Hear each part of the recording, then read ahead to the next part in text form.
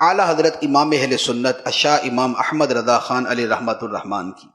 آپ نے عقیدے کے تحفظ میں جتنا کام کیا وہ ہمارے سامنے کہ اس وقت سنیت جو ہے وہ اعلیٰ حضرت کے نام کے ساتھ جڑی ہوئی ہے.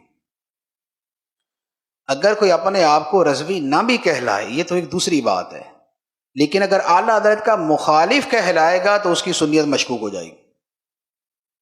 آپ کی ذات جو ہے وہ یہ بن چکی ہے کہ رضوی تو چلے خاص نسبت سے کہلایا جاتا ہے، لیکن کوئی اعلیٰ حضرت کی مخالفت کرے گا اور دل میں ناپسندیدگی جو ہے وہ رکھے گا اور اس کو ظاہر کرے گا تو اس کے بارے میں شدید شکوک و شبہات ہیں کہ یہ بندہ سنی نہیں.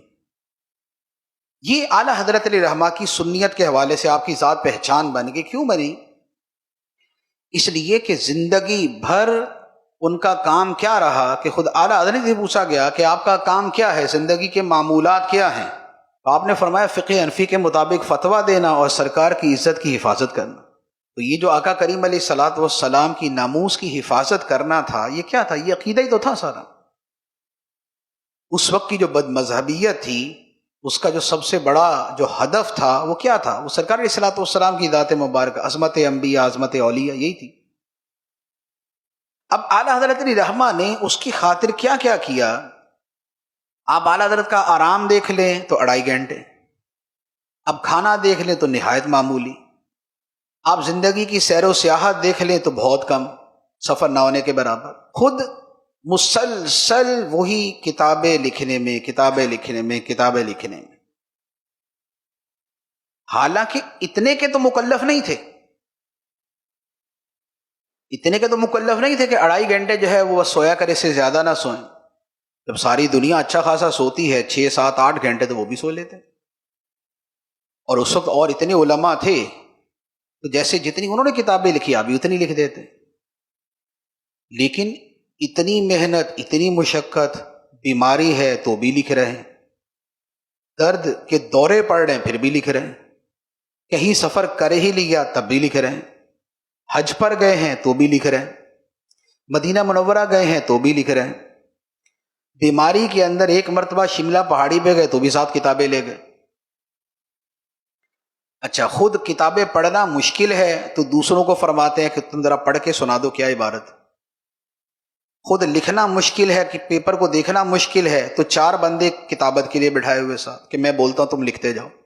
یہ جو ساری چیزیں ہیں یہ ذمہ داری میں تو نہیں آتی.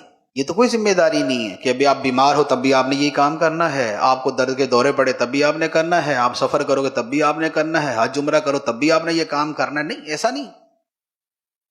ہر جگہ کی اپنے اپنے جو ہے وہ معمولات. لیکن کیا تھا یہاں، کیا چیز کار فرما ہے؟ یہاں پر جذبہ، یہاں جذبہ کار فرما ہے. کیونکہ یہ لکھنے لکھانے کا کام یہ کسی تنظیم نے تو دیا نہیں تھا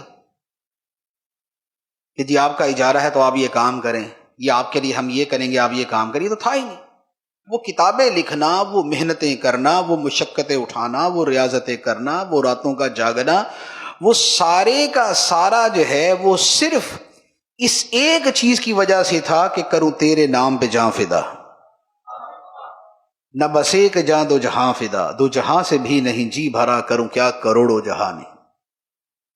یہ ایک جذبہ تھا کہ نبی پاک صلی اللہ تعالی علیہ وآلہ وسلم کی عظمت و شان بیان کرنے، دوسروں تک حق بات پہنچانے، عقیدے کا تحفظ کرنے، اور اس سارے کاموں کے اندر اگر اپنے بیگانے ہوتے ہیں تو ہو جائیں، اور اگر بیگانے گالیاں دیتے ہیں تو دیتے رہیں.